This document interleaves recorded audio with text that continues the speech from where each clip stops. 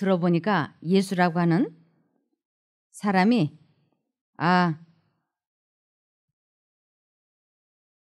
죽은 자도 살리고 중풍병자도 살리고 온갖 질병의 사람들을 고친다고 하는 소문을 들은 거예요. 그러니까 이 여자 마음에 투지가 생긴 거예요. 내가 이 예수님을 찾아가서 어떠한 일이 있어도 내 딸을 고쳐달라고 해서 내 딸을 고쳐줘야 되겠다. 그래서 그 여자의 마음속에 이 불타는 의지가 예수님 앞에 나오게 했어요. 그런데 예수님께서는 사람의 마음을 다 아시기 때문에 그 여자가 어떠한 심정으로 자기 앞에 나왔는지를 아셨어요. 그런데 제자들은 이 여자의 마음을 모르죠. 그래서 그 여자에게 자꾸 따라다니면서, 그러니까 제자들은 귀찮게 여겼어요. 이 여자 이야기를 한번 좀 보시겠습니다. 마태복음 15장 21절에서 28절. 가나안 여자의 믿음에 대해서 말씀을 드리는 것입니다. 예수께서는 그 지방을 떠나 두로와 시돈으로 가셨다. 그곳에 사는 가나안 여자가 예수께 와서 큰 소리로 간청하였다. 이 큰 소리로 간청하였다고 하는 것은 이 마음에 얼마나 그 의지가 있는지를 알 수가 있어요. 자기 딸을 위해서 간청을 하는데 사람들의 체면을 본다든지 무슨 여러 가지 자존심을 생각한다든지 그러면 예수님에게 살짝 와서 귓속말로 제 딸이 병들었어요. 뭐 이러겠죠. 근데 이 여자는 이미 그런 게 문제가 아니에요. 내 딸을 이분은 고쳐주실 수 있을 것이다. 그러니까 오늘 내가 끝장을 봐야 돼. 이러한 아주 투지를 가지고 여자가 큰 소리로 뭐 주변에서 누가 뭐라 하든 관계없이 하는 거예요. 여기 큰 소리로 간청하였다. 주님, 다윗의 자손이시여 저를 불쌍히 여겨주십시오. 제 딸이 귀신 들려 몹시 고통을 당하고 있습니다. 그러나 예수께서 그 여자에게 한마디도 대답하지 않으시자 제자들이 예수께 말하였다. 저 여자를 돌려보내십시오. 소리를 지르며 우리를 성가시게 하고 있습니다. 지금 이곳에서는 그 예수님께서는 이 여자의 마음속에 어떻게 했었든지 오늘 내가 이 예수님의 은혜로 능력으로 내 딸을 귀신 들린 것에서부터 치료를 받아야 되겠다고 하는 그 불타는 투지를 아시고 지금 제자들에게 커다란 한 교육을 시키려고 하시는 것입니다. 제자들은 예수님은 하나님은 자기 민족만을 사랑하시고 자기 민족만을 구원하실 거라고 하는 잘못된 사상을 가지고 있는 것이었어요. 그래서 그들에게 하나님은 이 세상 모든 사람의 하나님이시고 하나님은 이 세상 모든 사람을 구원코자 치료하시고자 이 세상에 오시고 임하시는 분이라고 하는 것을 오늘 가르쳐 주시려고 지금 이 여자를 그들에게 오도록 허락하신 것입니다. 그래서 이 페니키아 여자, 이 여자가 예수님에게 그렇게 애타게 소리 지르는데 제자들의 마음에는 동정심이 없는 거예요. 그러면서 그를 어떻게 하라고요? 예수님 시끄럽다 하고 돌려보내세요. 예수님은 우리만 도와주시는 하나님의 아들이시지 않습니까? 이런 의미인 거예요. 그래서 24절에 예수님께서 그들 제자들의 말을 들으시고 그 여자에게 이제 말씀을 하십니다. 근데 예수님께서는 그 여자 마음속에 계속 하나님께서 이끄시는 생각을 주입을 시키시면서 말씀을 하셨어요. 예수께서 그 여자에게 말씀하셨다. 나는 이스라엘의 잃어버린 자, 즉 유대인들을 구하기 위하여 보냄을 받은 것이지 이방인들을 위하여 보냄을 받은 것이 아니다. 이것은 곧 누구의 사상이에요? 제자들의 사상인 거예요. 제자들은 그러한 생각을 가지고 지금 이 여자를 돌려보내라고 말하고 있는 것입니다. 그래서 그들의 사상을 예수님은 사람들에게 지금 제자들에게 너희들의 사상이 이것이다라고 해서 그 여자에게 말씀을 하시는 것이에요. 그런데 이 여자는 그런 말에 아랑곳하지 않아요. 왜냐하면 이 마음에 자기 딸을 귀신에게서 구원코자 하는 열망이 너무 대단했기 때문에, 그리고 또 하나는 하나님은 모든 사람의 하나님이기 때문에 어떻게 해서든지 오늘 내가 예수님의 도움을 받아야 되겠다고 하는 의지가 있었던 것입니다. 그랬더니 25절에 예수님이 그 제자들의 생각을 말씀하셨을 때, 그러나 그 여자는 예수께 엎드려 절하며, 이 예수께 엎드려 절했다고 하는 것은 그러한 말을 들었을 때 물러나는 것이 아니고 아예 예수님 발 앞에 펄쩍 엎드렸다고 하는 것은 그 마음의 그 절실함이, 간절함이 크다고 하는 것을 의미하는 것입니다. 선생님, 저를 도와주십시오 하고 계속 간청하였다. 계속 간청했다고 하는 것은 절대 포기할 수 없다는 것을 의미하는 것이에요. 나는 포기할 수 없다.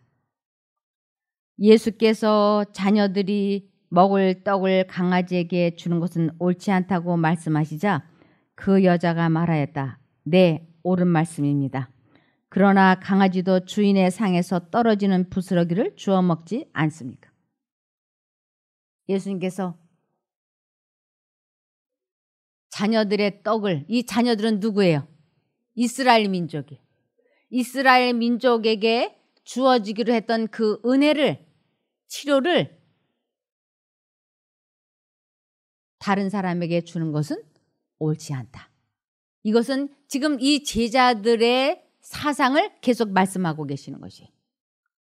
그런데 이 여자도 그 마음속에 성령께서 계속해서 포기하지 말아야 돼, 끝까지 예수님을 붙잡아야 돼, 간청해야 돼 하는 그 예수님의 성령의 음성을 이 여자는 계속 붙잡고 있는 것입니다. 그러면서 그러나 강아지도 주인의 상에서 떨어지는 부스러기를 주워 먹지 않습니까?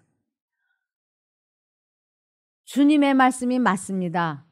그러나 나에게도, 이방인 나에게도 자비를 베풀어 주십시오. 그러면서 계속 예수님을 선택하고 붙잡았어요. 그 순간 이제 이 여자의 그 굳은 결심이 확고하다고 하는 것이 제자들도 알았고 예수님도 아셨어요. 그래서 28절에 그때 예수께서는 여자여, 내 믿음이 참으로 크구나 그랬어요. 내 믿음이 참으로 크구나. 이것은 너의 그 강한 의지, 너의 그 강한 굽힐 줄 모르는 그 선택력이 너를 구원했어, 이런 뜻이에요. 여자여, 내 믿음이 참으로 크구나. 내 소원을 들어주겠다 하고 말씀하셨다. 그 순간에 그 여자의 딸이 나았다 그랬어요.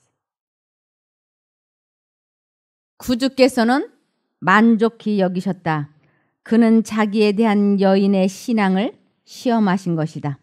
이 여자의 마음속에 계속 이 여자가, 사단은 이 여자가 하나님을 선택하지 못하도록 계속 아이 뭘 그냥 포기해, 뭘 하나님 예수님을 믿어, 이런 생각과 아니야 예수님은 나를 구원하실 수 있어, 귀신에게서 내 딸을 구원해 주실 수 있어, 이 두 가지 생각이 들어왔을 때 이 여자는 끈질기게 하나님 쪽을 선택했던 것입니다.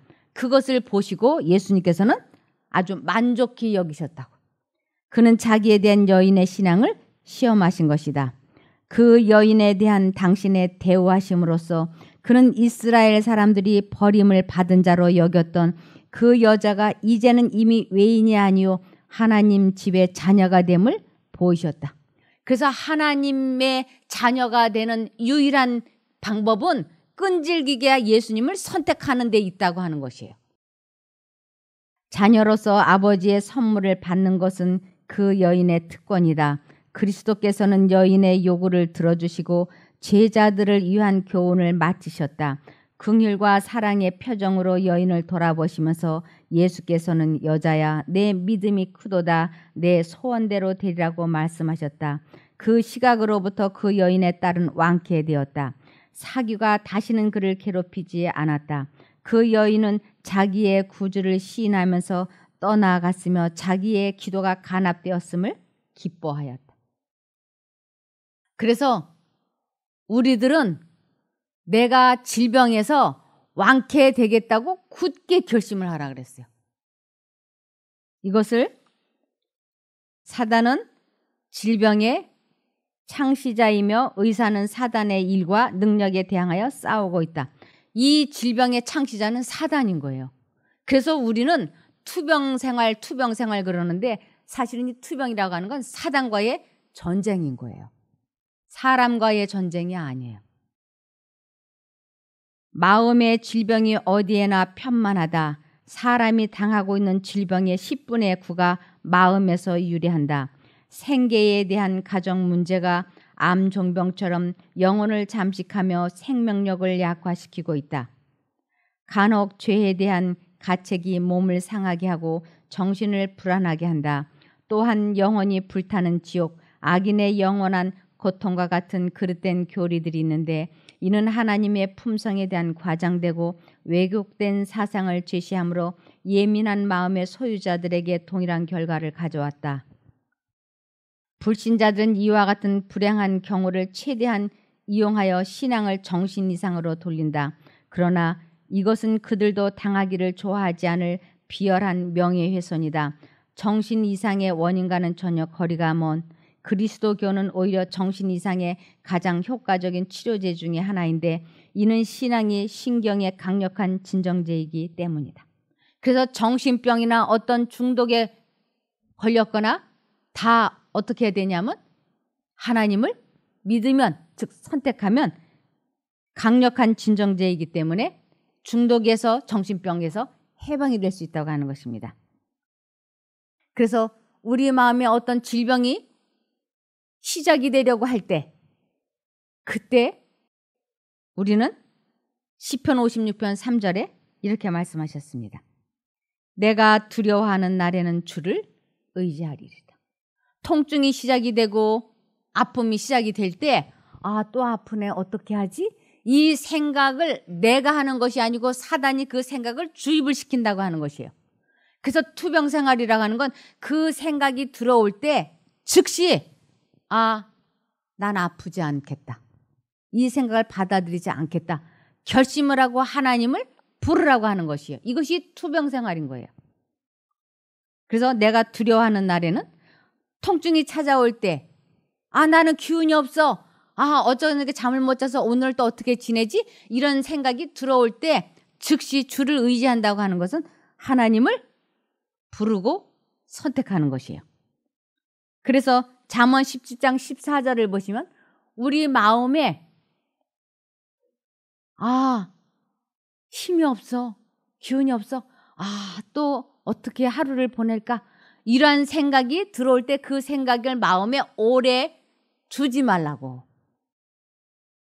다투는 시작은 방축에서 물이 새는 것 같은 즉 싸움이 일어나기 전에 시비를 그칠 것이니라. 우리 마음에 하나님께서는 이길 수 있어. 나는 회복될 수 있어. 하는 생각을 넣어주시고 사단은 힘이 없어. 기운이 없어. 나는 아파. 이대로 이제 이렇게 아파서 이제 죽으려나 보다. 이런 생각이 마음속에서 막 다투기 전에 새벽에 즉시 예수님을 부르라고요. 그러면 나는 기운이 없어 라고 하는 생각이 들어올 때 이 생각은 사단이 넣어주는 것이니까 이 생각을 받아들이지 않겠다. 나는 기운을 갖겠다. 결심을 하시고 예수님을 부르면 새 힘, 하나님이 주시는 새 힘으로 자리를 차고 일어날 수 있게 되는 것입니다. 그래서 아프네 하는 생각이 들어옴과 동시에 몸이 아파요. 그 생각과 동시에 아파요. 그래서 이때 바로 나는 아프지 않겠다고, 아픈 것을 받아들이지 않겠다고 굳게 결심하고 예수님을 불러야 합니다.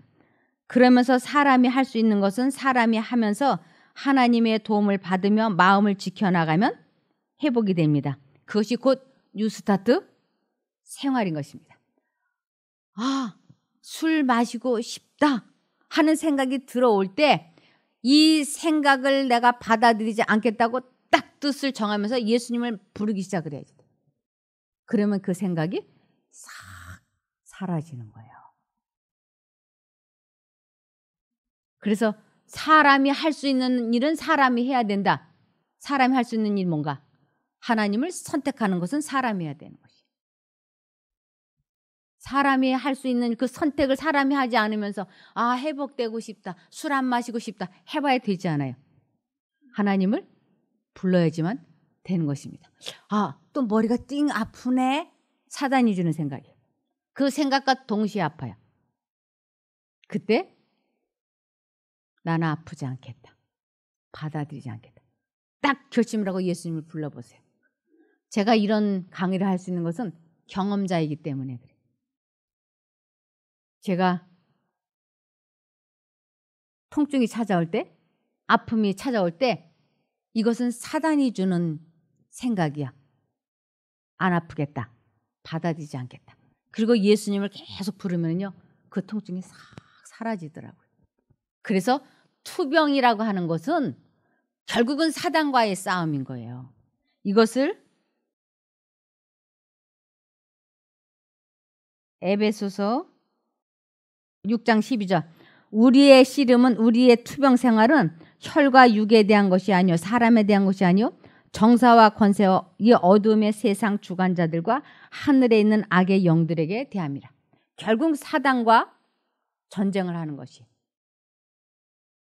그래서 지금 이 자리에 계시면서 졸음이 온다든지 마음이 불편하다든지 잡념이 괴롭히다든지 몸이 힘들다든지 그럴 때 이러한 모든 것은 사단이 주는 것이니까 나는 받아들이지 않겠다 결심을 하시고 예수님을 계속 불러보세요. 그러면 아프다는 쪽으로 생각을 하고 있는 것은 사단에게 관심을 나타내는 것인데 그 사단에게 관심을 갖지 않고 하나님 쪽을 향해서 하나님을 부른 건 하나님을 선택하는 것이기 때문에 하나님께서 그러한 어려움에서 우리를 해방시켜 주는 것입니다. 이것을 마음을 지킨다라고 그래요. 잠언 4장 23절. 이 세상엔 지켜야 할 것도 많지. 하나 그 무엇보다도 내 마음을 지키거라. 내 마음을 지키는 것이 생명에 이르는 길이다. 사람을 살리는 길이다. 내가 회복이 되고 영생을 얻을 수 있는 아주 유일한 것이 어디에서 결정이 되느냐 하면 우리의 마음에서 결정이 된다고 하는 것이에요. 그래서 마음을 지킨다고 하는 것은 사단으로부터 오는 생각을 받아들이지 않겠다고 결심을 하고 하나님을 선택하는 것, 하나님을 부르는 것, 그것이 마음을 지키는 것이고 그것이 영생을 얻는 길이고 그것이 회복되어지는 길이라고 하는 것이에요. 예수께서는 그대에게 건강과 평안 가운데서 일어서라고 명하신다. 그대가 완쾌됐다고 느껴질 때까지 기다리지 말라. 내가 다 나았다고 느껴질 때까지 기다리지 말고 통증이 찾아왔어요. 통증이 아프네? 나을 때까지 기다리지 말라고. 아프네라는 생각은 사단이 주는 생각이니까 아프네라는 생각이 들어올 때 안 아프겠다. 받아들이지 않겠다. 그리고 즉시 하나님을 부르면 회복이 된다고요.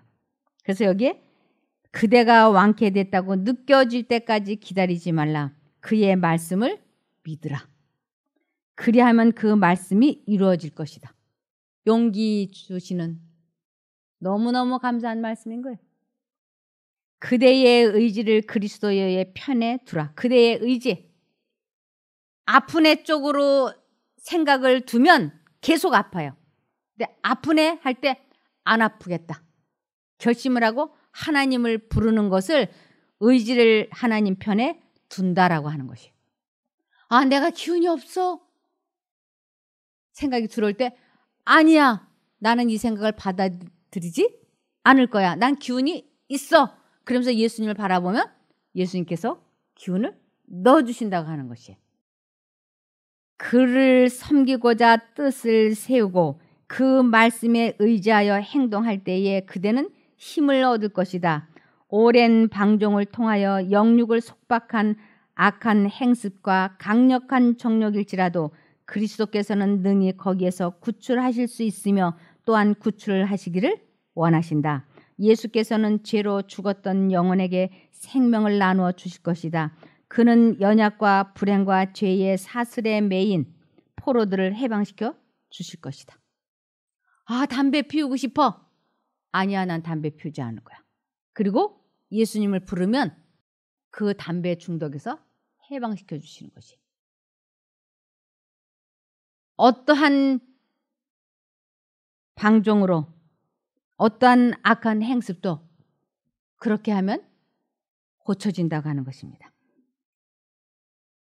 그래서 출애굽기 15장 26절에 가라사대 너희가 너희 하나님 다 여호와의 말을 청종하고, 하나님의 말을 청종한다고 하는 것은 마음에 하나님의 생각이 들어올 때 그것을 귀 기울여 듣고 선택하면 하나님의 뜻대로 살게 된다고 하는 것입니다.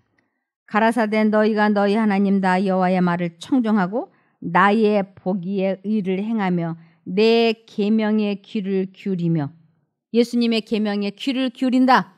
하나님께서 내 마음에 말씀하시는 것을 계명이라 그러고 율례라 그러는 것이요.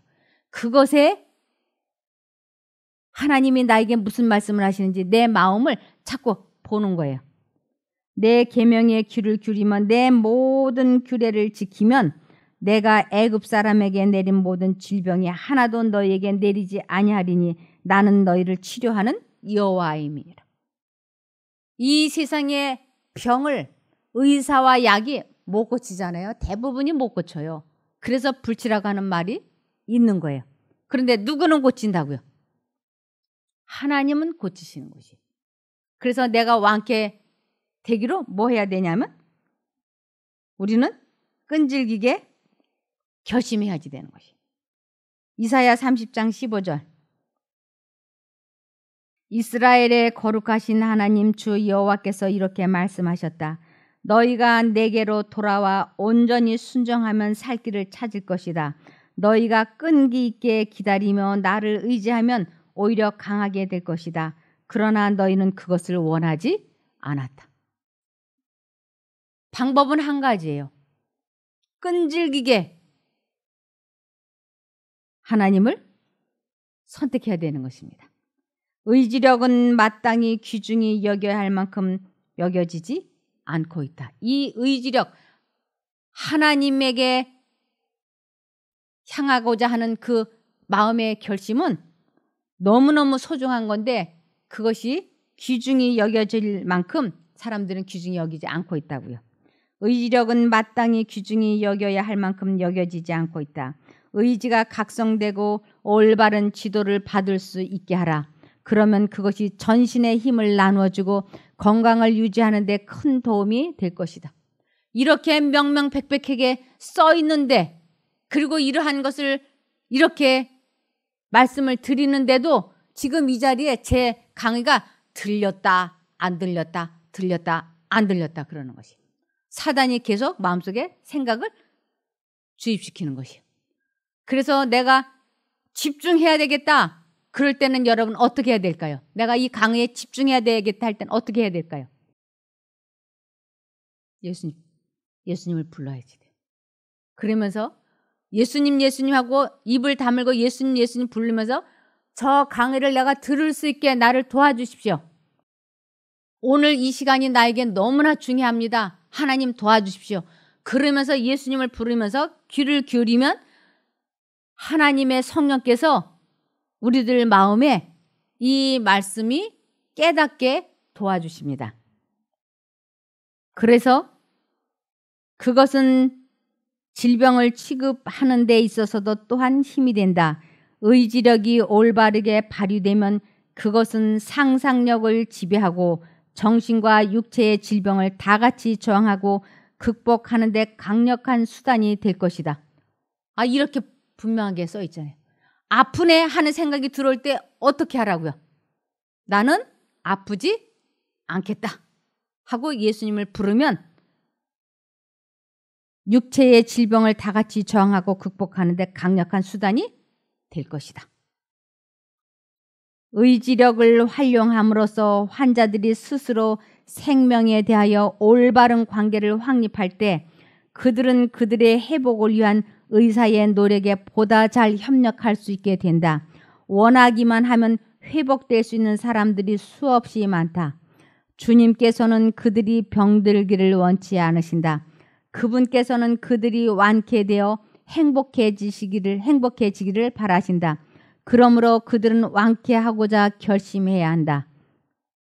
때때로 환자들은 단순히 병에 굴복당하지 않는 상태로 편안하게 있음으로써 병을 저항할 수도 있다. 그러나 그들은 아픔과 고통을 초월하여 그들의 힘에 알맞는 유용한 일을 해야 한다. 그렇게 활동하고 공기와 햇빛을 마음껏 이용함으로 많은 쇠약한 병자들이 건강과 힘을 회복할 수 있다. 하나님을 매 순간 선택하면서 저 뉴스타트를 생활화하는 것이에요. 그래서 아침에 내 마음속에 어떠한 생각도 들어오지 못하게 막기 위해서 이렇게 하라 그랬어요. 시편 50편 15절 환난 날에 나를 부르라. 내가 너를 건지리니 내가 나를 영화롭게 하리로다. 우린 다 어려움 중에 있어요. 새벽 의식이 깨어나기 전부터 우린 예수님을 부르기 시작을 해야지 돼요. 그러면 내가 질병이 안 고쳐지는 것은 죽는 것은 믿음이 없는 것인가? 꼭 그런 것은 아닙니다. 하나님께서 보시기에 이 사람이 구원받는데 이제 합당하게 되었다고 할 때는 주님께서 그를 잠자도록 허락하십니다. 그래서 주 안에서 잠자는 자들에게 복이 있다라고 말씀을 하셨어요. 아픔 중에 주님을 선택하지 않고 있는 상태에서 죽음을 맞이하면 멸망이지만 아픔 가운데에서 주님을 선택하고 의지함으로 주 안에서 잠이 들면 영생이 있는 것이에요. 그러므로 우리는 내가 지금 아프고 낫고 이것보다 더 중요한 것은 내가 하나님과 관계를 갖느냐 갖지 않느냐 이것이 가장 중요한 것이라고 할 수 있겠습니다. 그래서 내가 낫느냐 안 낫느냐 거기다 초점을 맞추지 않고 계속 하나님께 내 생각과 정신을 고정시키는 데다 관심을 기울이고 예수님을 부르면 하나님께서 회복도 시키시고 영생도 갖게 해주시는 것입니다. 시편 62편 5절 나의 영혼아 말없이 하나님만 바라보아라. 나의 희망이 그에게서 나온다. 우리들이 아프고 괴로울 때 말없이 하나님만 바라보라고요. 하나님 도와주십시오. 사단이 계속 아프다는 생각을 주입을 시키면서 아프게 하는 거예요. 그러니까 나는 아프지 않겠다고 결심을 하고 예수님을 부르면 하나님께서 거기서 해방시켜 주시는 것이에요. 나는 피곤해. 기운이 없어. 맥이 빠졌어. 이런 생각이 들어오면서 실제로 기운이 빠지고 맥이 빠지고 피곤해지는 것이에요. 이것이 사단으로부터 오는 기운이기 때문에 나는 이것을 받아들이지 않겠다고 굳게 저항하겠다고 결심을 하고 하나님을 부르면 그리고 하나님께서 나를 도와주실 것을 믿고 발을 내디디면 새 힘으로 우리를 그 어려움에서 건져주시는 것이에요.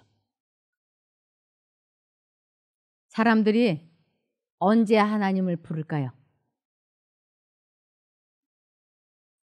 자기가 진심으로 원할 때에 하나님을 선택하게 돼 있어요.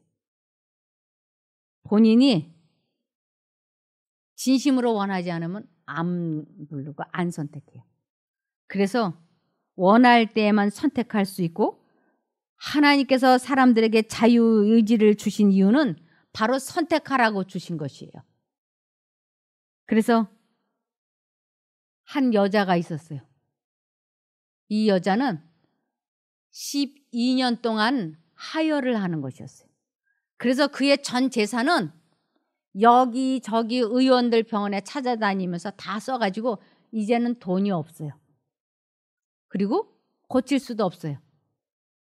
그런데 낳고 싶은 열망은 불꽃같이 타오르는 것이에요. 그 여자의 마음속에 낳고 싶은 열망, 그리고 소문을 들어보니까 예수라고 하는 사람이 별별 질병을 다 고쳐주신다고 하는 것을 소문으로 듣고, 나도 예수 앞에 나가고 싶다고 하는 열망이 생겼어요. 그 열망은 성령님께서 불어넣으신 것이에요. 하나님께서 이끌지 아니하면 아무도 예수님 앞에 나올 수 없어요. 이 여자의 마음속에 그 예수님을 만나고 싶다고 하는 열망을 불어넣으신 것이에요. 그래서 이 여자가 예수님에게 가겠다고 뜻을 정하니까, 사람이 얼마나 많은지, 예수님을 수많은 사람들이 에워싸서 인산인해가 되어서 이 여자가 그 사람들을 뚫고 예수님에게 갈 수가 없는 것이에요. 근데 이 여자의 마음은 그 인산인해, 그 수많은 사람들보다 이 여자의 그 예수님을 만나고자 하는 그 열망은 그 수많은 사람들보다 최고로 강했어요. 그래서 예수님은 우정 그 여자 쪽으로 발걸음을 가는 것이에요. 하나님은 당신을 필요로 하고 당신을 선택하는 사람들에게 오시는 것입니다. 예수님과 가까이 걸어가고 부딪히고 만져지는데도 예수님을 필요로 하지 않은 사람들은, 선택하지 않은 사람들은 혜택을 보지 못했어요. 그런데 이 여자는 지금 멀리 떨어져 있어요. 인산인해로 예수님에게 가까이 갈 수 없어요. 그러나 그 마음은 예수님을 필요로 하고 가까이 가고자 하는 열망으로 계속 불타고 있는 것이에요. 이 여자의 이런 마음을 예수님은 아셨어요. 그래서 예수님은 그 수많은 사람들 속에서도 그 여자를 향해서 가는 것이에요. 드디어 그 여자에게 가까이 이렇게 가셨어요. 그 여자가 당신에게 가까이 오시는 그분에게, 그 사람들 많은 데서 어떻게 말할 그것도 못 되니까 그 여자 마음속에 예수님께서 이 예수님의 옷자락이라도 만지면 내 병이 나을 것이라고 하는 생각을 주입을 시키셨어요.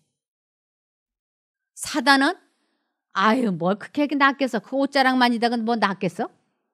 두 생각. 이 여자는 나는 나야 돼, 낫고 싶어, 꼭 나을 거야, 이분의 옷자락만 만져도 이분 나를 고쳐주실 거야 하는 그 생각을 딱 선택하고 예수님 옷자락에다가 모든 선택력을 다 집중시켰어요. 그 순간 이 여자는 즉각적으로 회복이 되었어요. 그 여자의 의지력, 선택력이 예수님을 선택했고 붙잡았을 때 회복이 됐어요. 근데 이 여자는 낫다 그러면서 예수님에게서 멀어지려고 하는 것이에요. 근데 예수님께서 이 사람들 많은 데서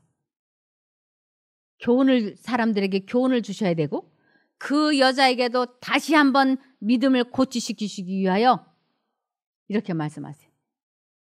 누군가 내 몸에 손을 댔다. 이렇게.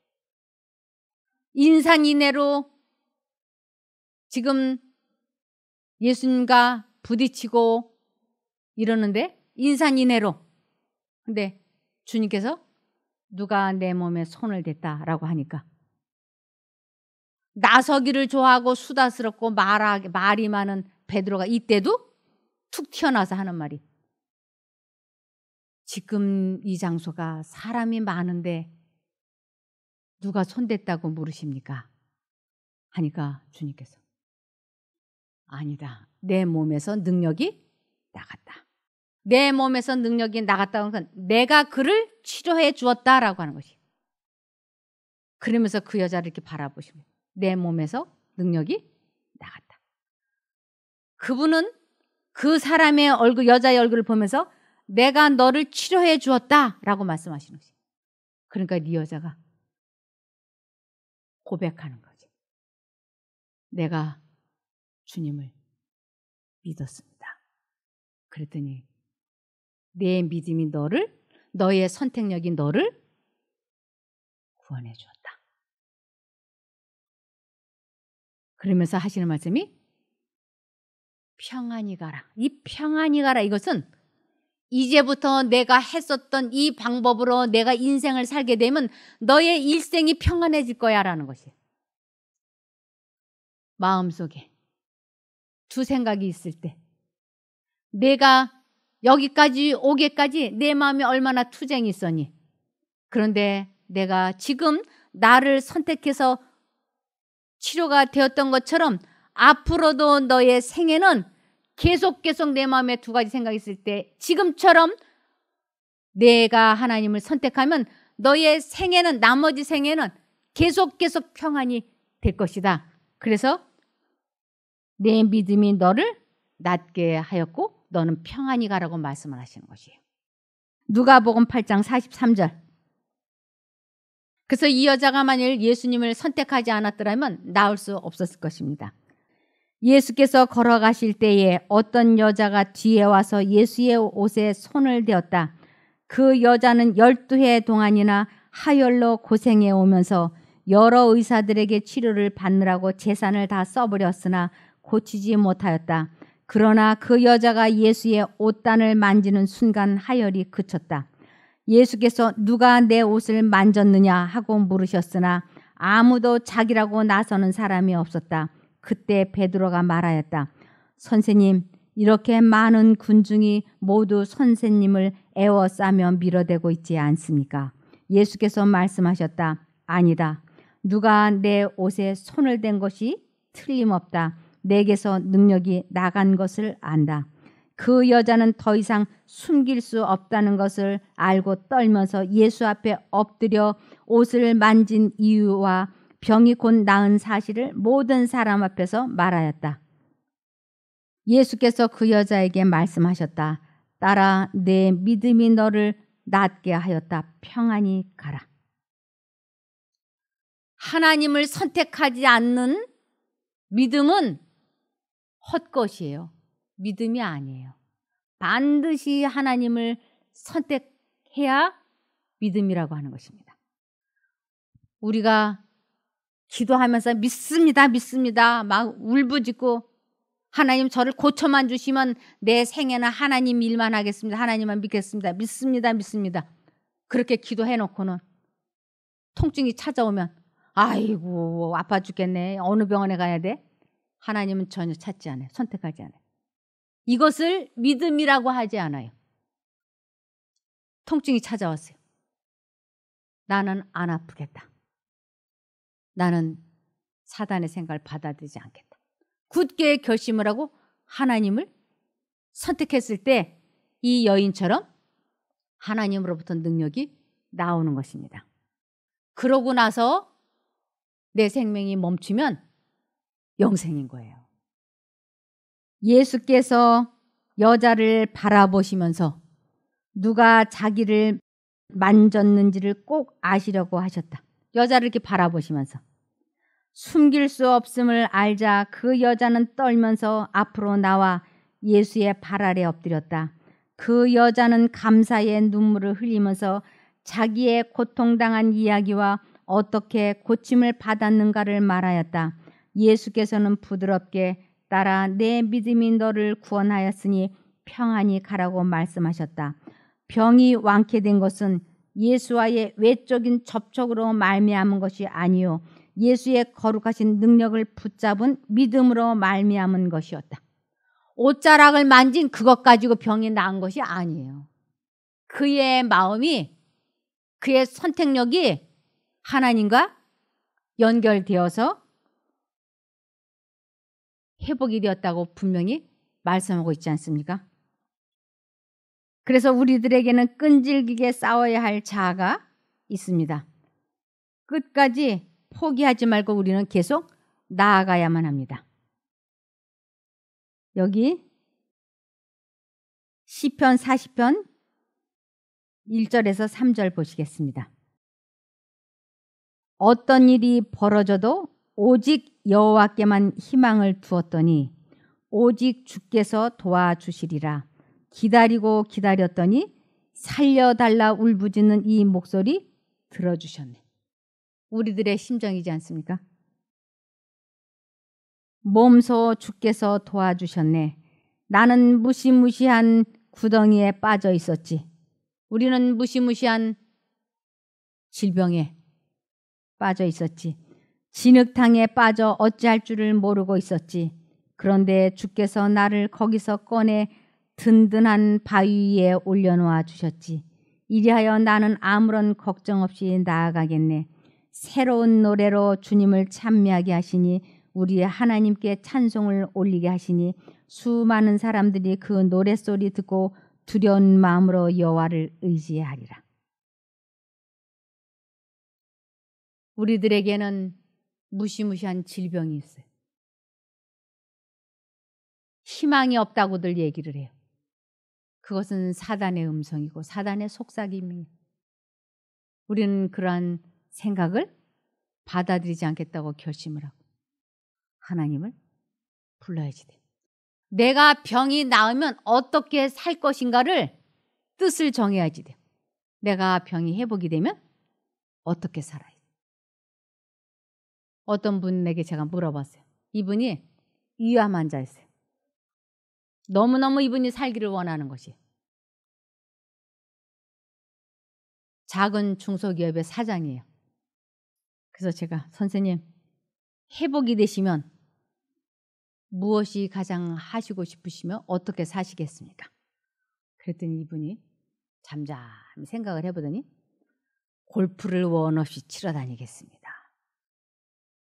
골프를 각 나라에 돌아다니면서 원 없이 치고 싶습니다. 제가 그 말을 듣고 얼마나 낙담이 되고 실망이 되든지. 이 사람은 살려줘봤자 뭐하는 사람이에요? 과거와 똑같은 삶을 다시 살 사람인 것이에요. 그래서 아 그렇습니까? 또 한 여자가 여기 와서 아팠어요. 홍반성 낭창이라는 루푸스 환자였는데 그 여자분이 낫기를 몹시 원했어요. 그래서 제가 그분에게 물어봤어요. 자매님은 회복이 되면 어떻게 사시기를 원하십니까? 무엇을 하시기를 원하십니까? 이분이 한참 생각해요. 춤을 원 없이 추어보고 싶습니다. 제가 더 이상 할 말이 없었어요. 우리 모두는 주님께서 나를 회복시켜 주신다면 어떻게 살겠다라고 하는 뜻을 정하고 그 뜻을 정하셨으면 그것을 오늘 이 시간부터 발을 내디디십시오. 내가 그동안에 사람을 사랑하지 못하며 미워하며 살았는데 이제는 내가 사람을 원 없이 사랑하며 살아보겠다. 그렇게 뜻을 정하신 분이 있으시다면 그것을 이 시간부터 실천해 보십시오. 나의 사랑하는 아내요. 나의 사랑하는 남편이요. 그동안 나에게 이렇게 해준 것이 너무나 감사했어. 문자를 보내고 전화를 하고 당신이 살아있음에 내가 감사하오. 당신이 있음으로 내가 오늘 이곳에서 마음 편하게 지내게 된 것을 감사하게 생각하고, 우리의 마음이 사람을 사랑하는 쪽으로 기울어지고 문자를 그렇게 보내고 전화를 하게 되면 아주 신기한 일이 일어나는 것이에요. 사람은 자기가 말하는 것에 가장 큰 영향을 받게 돼 있어요. 내가 부정적인 말을 하면 이 몸이 그 부정적인 것에 반응을 나타내요.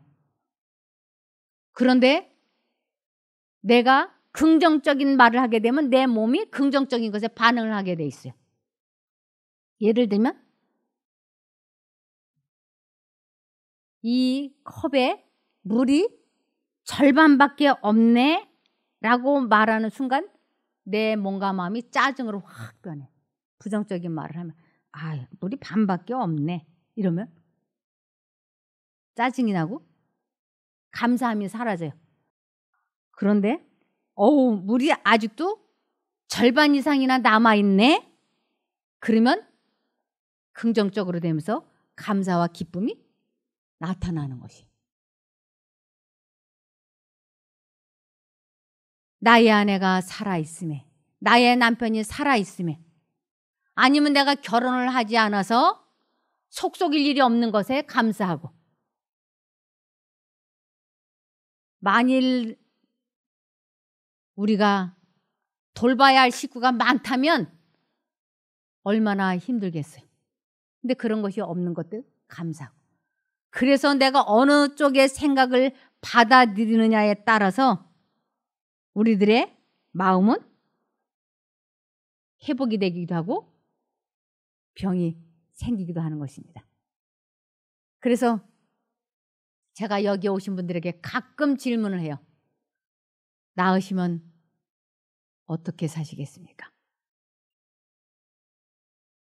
나으면 제가 사람을 원 없이 사랑하며 주변에 은혜를 베풀며 살고 싶습니다. 그럼 그것을 오늘 하십시오. 오늘부터. 근데 그걸 어떻게 해야 되나요? 이 마음속에 두 가지 생각이 들어요. 두 가지 생각. 저 사람 신발이 낡았네. 신발 하나 사줄까? 무슨 신발을 사줘. 이렇게 두 가지 생각이 들어요. 무슨 신발을 사줘? 사주긴 뭘 사줘? 이런 냉정한 생각과 신발을 사주고 싶다? 이렇게 두 생각이 들어요. 이럴 때 내가 하나님 쪽을 선택을 해서, 우리가 하나님 쪽을 선택하려고 할 때는 언제나 마음에 투쟁이 있어요. 하나님 쪽을 선택을 해서 아무도 모르게 그 사람에게 겉봉투에다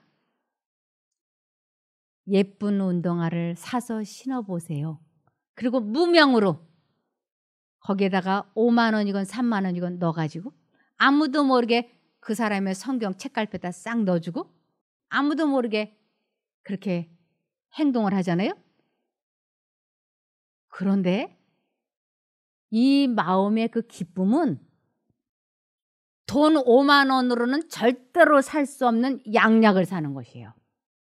사람이 사람을 사랑하고 자비를 베풀 때 이 마음이 굉장한 만족과 기쁨과 평안이 있어요.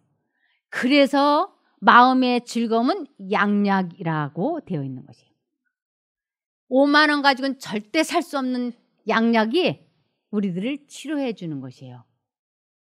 그래서 이것을 구체적으로는 성경에 어떻게 되어 있느냐 하면 이사야 58장 7절에 보시면, 또 줄인 자에게 내 식물을 나눠주며 유리하는 빈민을 내 집에 들이며 벗은 자를 보면 입히며 또 내 골육을 피하여 스스로 숨지 아니하는 것이 아니겠느냐. 줄인 자에게 내 식물을 나눠주며 주변에 어려워 보이는 사람들에게 알게 모르게 도와주는 것. 그리고 내 골육을 피하여 스스로 숨지 아니하는 것. 이 골육을 피하는 것. 사랑하지 못하면 자꾸 어떻게 될까요? 같이 있는 것이 힘드니까 자꾸 피하는 것이에요.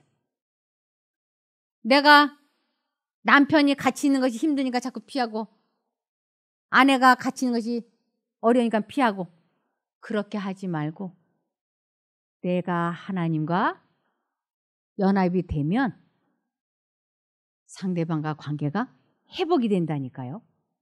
그렇게 될 때 어떻게 돼 있느냐 하면 내 권력을 피하여 스스로 숨지 아니하는 것이 아니겠느냐. 그리하면 내 빛이 아침같이 비칠 것이며 이 내 빛이 아침같이 비친다고 하는 건 하나님의 생각이 내 마음속에 들어올 때 선택을 하면 관계가 회복이 되며 내 치료가 급속할 것이며 그랬어요.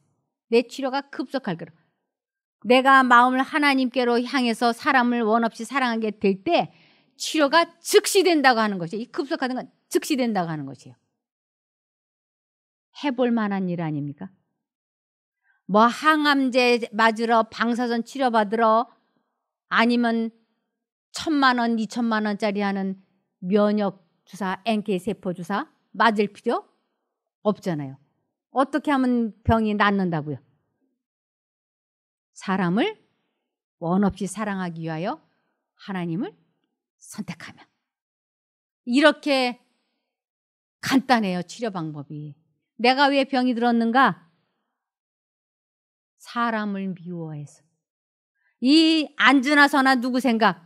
그 왼수 생각. 내 병의 원인 제공자는 바로 너다. 이렇게 하죠. 내 병의 원인 제공자는 누군가? 사단인 거예요. 그 사단이 우리 마음속에 원수 같은 남편, 원수 같은 아내, 원수 같은 누구를 계속 생각하게 했고 그 생각을 계속 받아들이고 있는 동안에 우리의 몸은 망가진 것이에요. 그러니까 이제는 반대로 예수님을 계속 선택해야지 돼요. 그리고 더 이상은 사람을 미워하지 않겠다고 결심을 하고 예수님을 부르는 것이에요. 이것이 투병 생활하는 목적입니다. 그러면 우리는 내 자리를 들고 걸어가라고 하는 평안히 가라고 하는 하나님의 음성을 들을 수 있어요. 우리 모두 회복이 되면 어떻게 살 것인가 귀한 뜻을 정하시고 그것을 오늘부터 실천하셔서 치료가 급속히 되기를 기원하며 말씀을 마치겠습니다. 기도할까요?